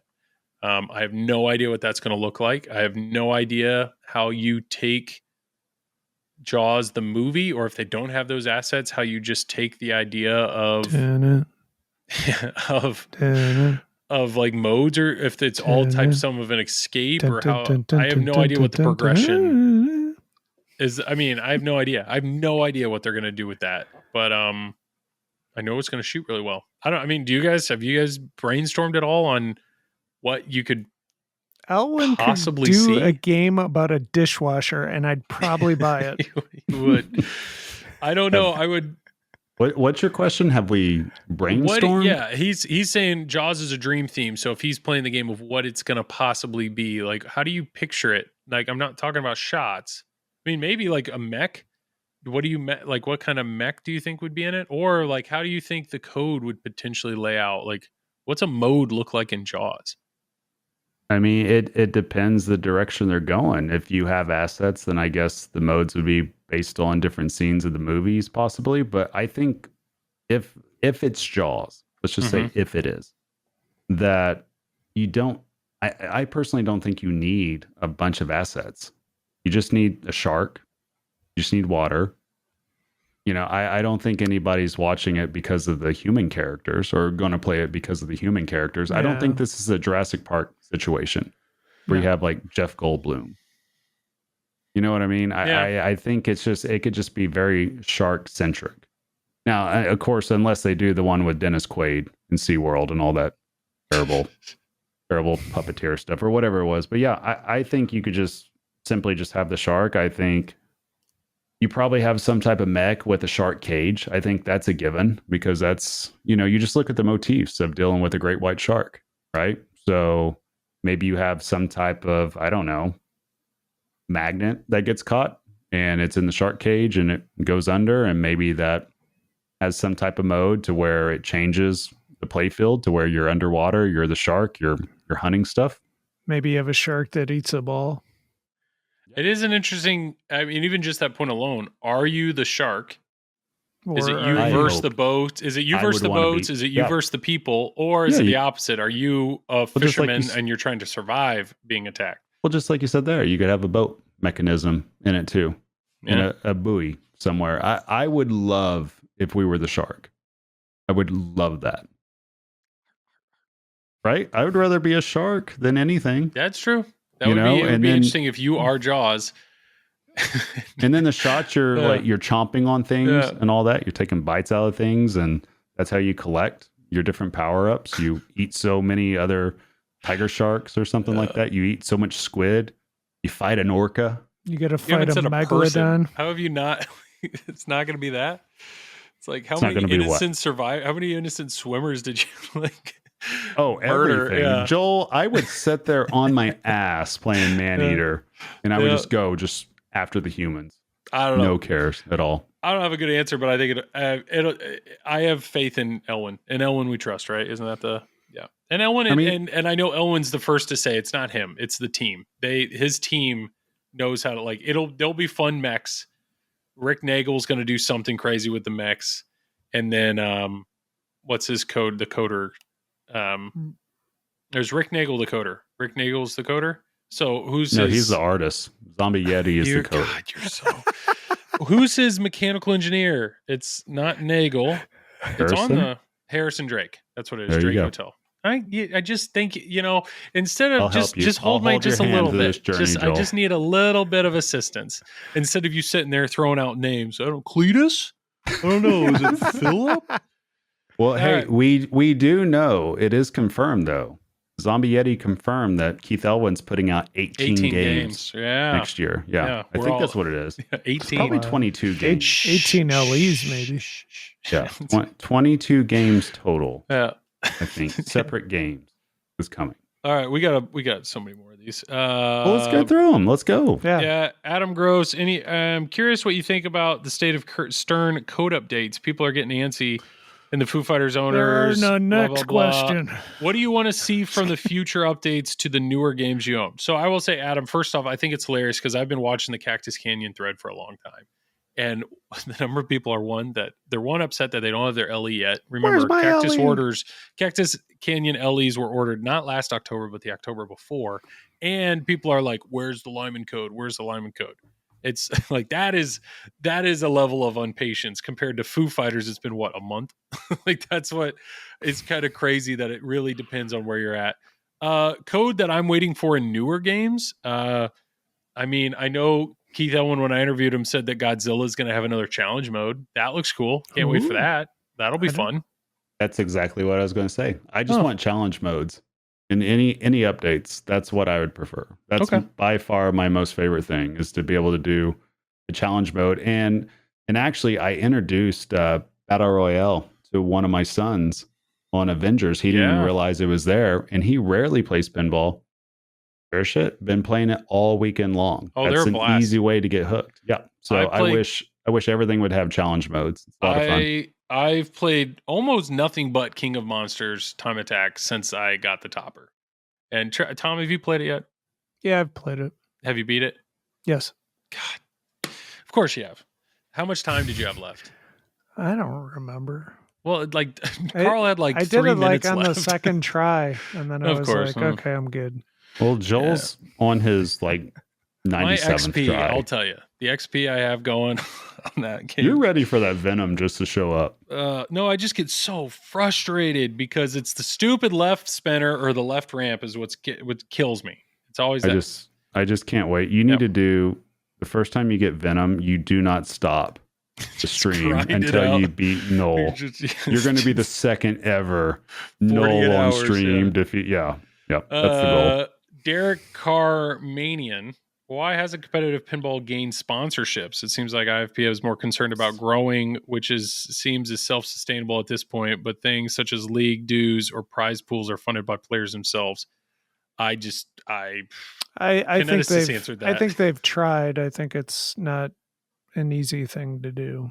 Kinetis has said little to no business value for those who would be in the position of the sponsor. I would love to sponsor more things, but my limited funds. I mean, I think the best thing to sponsor a pinball event would be sponsors pinball. Super Series. I mean, it would be awesome if I eat Pringles a lot on my stream. It would be awesome if Pringles sponsored an event or something. It's like I'm talking to air. But that Tom, I don't want you to feel like I'm not listening. Yes, pinball companies sponsor tournaments. You are correct. You should have said Precision Flippers. He would have stopped immediately. Yes, pinball related companies will sponsor tournaments, but I feel like the question You're talking is about like outside. Yeah, if you're playing in a pinball tournament, you know who American Pinball is. So how much marketing is it really doing? That's what I'm saying. Here's how it happens. Yes. You don't sponsor the pinball itself. You sponsor what the event is and how many eyeballs are going to be there. If Stern does the full-on content creator invitational, guess what? You'll have sponsors. No doubt in my mind. Okay. Because there will be plenty of eyeballs. So the sponsors will go where the eyeballs are. Let's face facts. The people that do it in pinball, it's more or less a goodwill gesture. I mean, you're only getting so many eyeballs on there. But if you truly want to get a bunch of sponsors, you need to have people on there that are going to drive the views. And all of us in pinball, we all know each other within our ecosystem. But let's face facts. You get outside of our ecosystem, just like that, it's very hard to tell. That was one of the questions. Why hasn't Travis bought a new camera? Is it really? Yeah. Yeah. Well, this is awkward. Yeah. I would say my wife hates me, probably. I've asked her, but she keeps saying no. But yeah, I don't know. Joel, why haven't I got a new webcam yet? I think you like the attention. I think you just like that we... You think that's what it is? I think that's what it is. No, I will be perfectly honest. The reason why Elgato No Signal happens all the time, because I'm supposed to have something on my computer that stops this from happening, and it doesn't work. So my options are, I either take my camera completely apart and put on a different camera, or I keep trying to figure it out. And I swear, I keep trying to figure it out every single week, and it does not work. It's so hard to take you seriously when it's still off right now. Like your signal is still off. Well, he gave up. We got a handful of questions left, and thank you so much for the people that wrote them. But we are running a little low on time. There was one other topic that I did want to. Well, I'll let you guys pick. Do you guys want to talk about tournament difficulty, or do you want to talk the current state of pinball sales? Tournament difficulty. I don't want to talk about sales. I'm going to cry. Tournament difficulty. Recently, I have witnessed or watched two big tournaments in the last, few weeks. One was Yegpin. Yegpin was up in Canada. Shout out to Mike and the Pinballers for streaming it. Also, shout out to Jackson Gee for doing the art. It's real quality stuff. Yegpin, it sounds like they set up their games to be very difficult. Very to the difficult. point where almost every modern game had lightning flippers on it. They had precision flippers, which a lot of people weren't used to, but they did like just crazy stuff with way beyond the norm of, removing the outposts and removing a few rubbers. They had precision lightning flippers. Yes. So big, massive changes to make the games more difficult. That was Yegpin, and I know Yegpin, the tournament director, they're clearly trying to be the next Papa, and Papa was known for having difficult games. Like that's something that I read or heard, but I feel like he's taken it to a whole nother level of difficulty. So that's one end of the spectrum, Yegpin tournament. Other end of the spectrum was the Beast that was just put on by Jeff Teolis up in, I think it was Buffalo, where it sounds like a lot of those games were actually incredibly forgiving or were stock or close to stock. So you guys are both high-end tournament players. When you guys are at a tournament, what's the balance there? Do you prefer games that are, I know you guys have talked like Pinball Expo in Chicago, those games are stock. So it's like it allows these tournament players to get to wizard modes, or the opposite end of that where it's like you're just trying to survive. And if you can put up a 2 million point game on whatever, that's something to be proud of. So I don't know. What are your thoughts on that? Where do you fall on what you'd prefer to play, or at what point does a game get too difficult that it's not even fun? Like, I don't know. Thoughts on that, Travis? Tom. Well, Tom wants to Tom, go first. Go first. Why not? I think. Well, it just depends on the type of tournament, but yeah, I mean, I'd rather play a a tournament where it's kind of like a medium-ish level. Like some of the games are tough but fair, I guess. Okay. I don't necessarily like when things are, you take out a whole mechanism on a game because otherwise it would play too long, sort of thing. But for instance, I guess they used to take out the whole lock mechanism on Sorcerer because it was just, you could just hit that thing all day long. But now they have updated code, so like you have to hit the drop targets to lock a ball. So it makes it more appealing, I guess, to having a tournament. Okay. I would say I think it just needs to be an equilibrium. I think Yegpin, we could all agree, and I know a lot of tournament players were talking about it that weren't there. We were all just like, this is insanity. But at the same time, it was entertaining to watch because you were just like, who's going to survive this? How's this going to go down? Personally, I would much rather, I gravitate towards a tournament such as the Beast that Teolis put on. I thought the game setups there were very fair. They weren't super easy, but they weren't super difficult either. It was that happy equilibrium to where I was more than happy to keep doing the entries, keep playing. In comparison, Expo, I don't think I'll ever play that tournament again. It's not necessarily because I'm like, oh, I just hate it. It's just, it was so exhausting knowing that you need to score 1 to 2 to 3 billion points on modern Sterns every single time just to have a chance. I mean, it takes a lot of brain power. It takes a lot of stamina just to do something like that. So I see it on both ends. I personally, I wouldn't want to play in a tournament in which I just felt like I was just getting my teeth kicked in every single game. I don't necessarily like those types of tournaments, and I don't necessarily want to play in something in which I'm there all day long experiencing that. I think that's the other part to it too, that I just wouldn't enjoy personally. But I could see why there are people out there that do enjoy that type of challenge. I don't mind setting up my game super hard at home, but the caveat is after I'm done getting my teeth kicked in within 15, 20 minutes, I could be done with it and I don't have to do anything else. So, I think there's pros and cons to it, but I think it's important to find an equilibrium to make it to where the games are playable, make it to where it's fun. And I want competitive pinball to be competitive. That's the main thing. Well, that's, at least from the outside looking in, it's the two main reasons they make the game hard is, one, it actually makes you really good players. It gives you a challenge for you really good players. And then two, time, because it sounds like just the game, if every round is going to take an hour and a half or something, it's just, when you're doing 4 players per game, and if you have a stock game, one round could take a long time. So if that idea of, being able to achieve a round in a certain amount of time, then that's more people that can play. The tournament can go a little faster. You can do more. So clearly a balance, but some of the feedback I heard from Yegpin is it's like some of the people that went have no interest in going again because it just was too brutal. And then there's other people that had heard about that and just, high-end players that are like, I'm not going to that because it's not fun for me. I don't want to get my teeth kicked in the whole time I'm there and feel like I'm not even having fun. So hopefully that's feedback that they take and maybe do a little less next year. And then maybe if certain tournaments, it's like, oh, if the Chicago Pinball Expo, if that tournament's too easy and they get that type of feedback, okay, maybe I should pull a few rubbers, do a little bit, make it a little bit harder for next year. I think even at Expo, they kept it easy all the way through until I think the final 2 or maybe even the final 4. Because I know I was... Josh and Brian Dye were starting to make the games harder just to keep things moving. Yeah. And this was like during finals. It got long.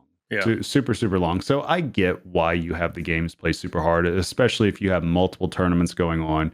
You have hundreds of people. You have to keep things moving along. I get that. That's just, that's a tough balancing act. It's not an easy thing to do to time up multiple games across multiple eras and try to time it up according to banks too. Yeah. That's insanely difficult to do. So I mean, like I said, I see it from both perspectives, but I also respect the process that goes into trying to get the games to play as fair as possible within keeping in a certain time. Yeah. Well, I know Tom has a bedtime. So Travis, I'm gonna point this to you. I'm gonna give you 1 minute. I'm gonna start a timer. You have 1 minute to tell me about the current state of pinball sales. Ready, go. This should be fun. I mean, there's some games selling. There's some games not selling. I thought you said you were going to cry. There's other. I want to. We'll just put it this way. There is an obvious lull that's going on. If you're into buying used games, this is your time to strike. Like, this is your time to do the gold rush and all that. New inbox games, it's obviously, there's plenty out there. Across the board, it's very difficult to find a game that's completely sold out, except for maybe Godzilla Premium. That sucker still sells like hotcakes. But outside of that, I think that supply has finally exceeded demand at this point, and that's what we're kind of seeing. And I think we're going to see that now for an extended period of time. I'm not going to cry, Joel. Okay, good. I don't want you to cry holding on the podcast. I'm holding it together. Yeah. I'm so holding it together. Yeah, it is interesting. There's only a handful of games that, I mean, people are waiting. People are waiting on Galactic Taking Force. People are waiting on Cactus Canyon LE. But other than that, or Deadpool, but those we just heard, apparently those are coming. Venom, people are waiting on that. Otherwise, it just seems like pretty much anything else that you want is available in some capacity. And yeah, it is what it is. Yeah, I mean, it could somewhat be considered a... Tom is raising his hand. Yes, Tom, do it. Well, once we get off topic, I have something. So go ahead. We are now off topic. Okay.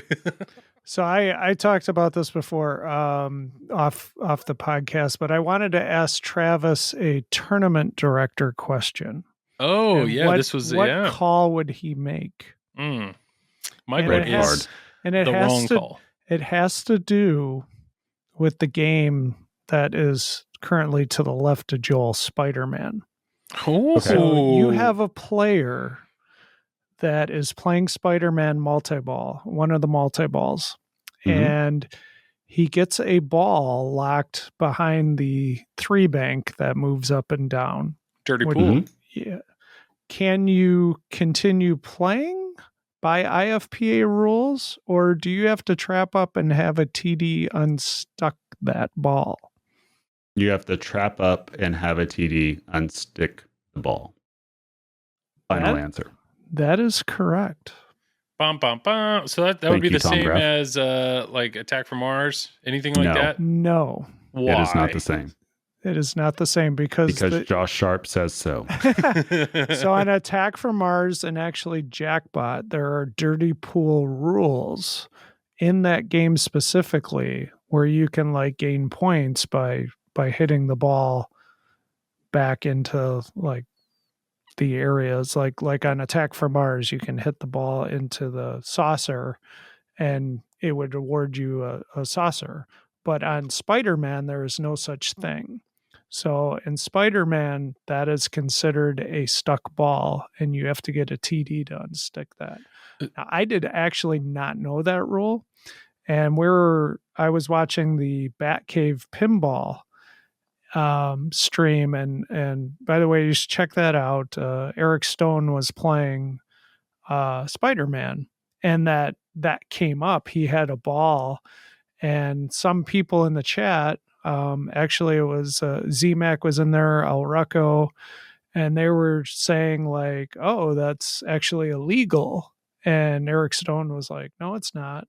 And I actually agreed with Eric. I didn't think it was until I actually looked up the rules. And yeah, sure enough, you have to get a TD in that situation. It's considered a stuck Mr. ball. Stone. I would have walked over with the red card and told you. There's a plastic over top of that. So how do you even get to the ball to get it out? I mean, that would not be. So what we're talking about a dirty pool, or they're in Spider-Man, right in the middle. There's a 3-bank target that actually goes up and down. It'll go down and then it opens up the shot behind it. Same exact or similar mech as Attack from Mars. Tom, yeah, you hear an echo? No. What? I do. It's Did Joel you already say explaining this mech. Yes, Tom explained this mech. That's okay. Sorry, it's okay, Tom. Joel. We love I just you, want to Joel. make sure I think Beautiful it is beard. clear that there are all levels of players that listen to this podcast, and some people may not know what we're saying by dirty pool. But Since you're watching here, I just you go ahead and say it, Joel. I'm going to just use my hands to my show. question though, when you said Attack from Mars has dirty pool rules, does that mean if the gate is up and a ball's sitting behind it, if you hit that gate, does it kind of like kinetic energy go and bounce that ball back, and it can detect that there's a moving object can with go the gate in up? it can go in the saucer in the back, and it'll give you a destroy on the saucer. Oh, So you know can how skip there's everything, basically, is Okay. what happens. Interesting. All right. Yep. I did not know So, that. Joel, if you get a ball stuck during multi-ball, better trap Spiderman. up. Yeah. You better call your wife downstairs, I take free off the this glass, ball. Yeah, put good that to know. ball back on a flipper. Now I'll be just focused on keeping the ball above flippers. That's what I'll be doing. All right. Well, that's all I got. We'll plug it up. Tom, plug away, man. First of all, good job, Travis, on that. Second of Thank you, all, I am Fox Cities Pinball. There is no other person. No, you can find me on Fox Cities Pinball, Twitch, YouTube, Instagram, Facebook. You can see how bad of a player I am. It's great. just go watch it. Yeah, perfect. And then perfect. go watch all the tournament streams I have this weekend at District 82, the Summer Pinball Classic, the Beat the Clock, yada yada yada. Wonderful. Well, thank you, Tom. Thank you, as always, for being here. Thank you. Travis, plug away. Yeah, you guys can find me right here on the Triple Drain Pinball Podcast. And, today that's all I feel like plugging right now. Yeah, that's great. There you go. Great. And I'm Joel. This is obviously the Triple Drain Pinball Podcast. I stream Flipping Out with Friends or on the Flipping Out YouTube channel every Wednesday, 10 to midnight Eastern Standard Time. We'll be doing a Flipping Out with Friends tomorrow. That'll be a chatting stream. He's showing off the merch and the guns. Yep. So yeah, Flipping Out with Friends, check that out. Hopefully I'll have another interview coming up soon. And yeah, check out our merch on Silverball Swag or our lunch boxes on Zazzle. You can support us on Patreon, all the good stuff. But yeah, thank you to everybody that supports this channel and that listens to the podcast and all that. And if you're watching this on YouTube, make a comment or write a comment. We try to respond to them. I say we, it's me. Nobody. Tom does Facebook. Travis does nothing. I respond to the YouTube stuff. Yeah, you do. That's really nice. Travis, thanks. Yep. All it's right. Like I don't even exist. No, on you this do. podcast. You do, but you do under Fox Cities. So if Carl, you see Fox you can Cities, take over for me. I'll see you later. See Fox Cities, that is Tom commenting. Greg Bone. Yeah. Jeez. All right. Like always, Tom, you get the last words. Goodbye.